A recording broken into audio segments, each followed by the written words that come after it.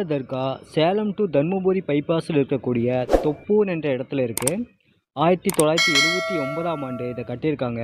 உடலில் இருக்கக்கூடிய பிரச்சனை மேலும் பலவிதமான பிரச்சனைக்கும் இங்கே வந்தால் தீர்வு கிடைக்கும். இங்கே இருக்கக்கூடிய மரத்தில் தொட்டில் கட்டியிருக்காங்க, வளையல்கள், குழந்தைகள் பொம்மைகள் கட்டியிருக்காங்க, பூட்டு போட்டிருக்காங்க. எல்லாமே அவங்களுடைய வேண்டுதலுக்காக பண்ணியிருக்காங்க. இந்த தொப்பூர் தர்காவுக்கு வர்றதுக்கு ஒரு நாள் முன்னாடியே நான்வெஜ் சாப்பிடக்கூடாது, மது அருந்திட்டு இங்கே வரக்கூடாது. குழந்தை இல்லாதவங்க, உடம்புல பேய், பில்லி, சூனியம் எந்த பெரும் பிரச்சனை இருந்தாலும் தீர்வு கிடைக்கும். இயற்கையான தாராள இடவசதி, தூய்மையான காற்று இங்கே இருக்கும். இங்கே ஹஜ்ரத் சையத் ஷா வலியுல்லா அவர்களோட சமாதி இருக்கு. தொப்பூரை பொறுத்த வரைக்கும் ஒரு விஷயம் சொல்லணும்.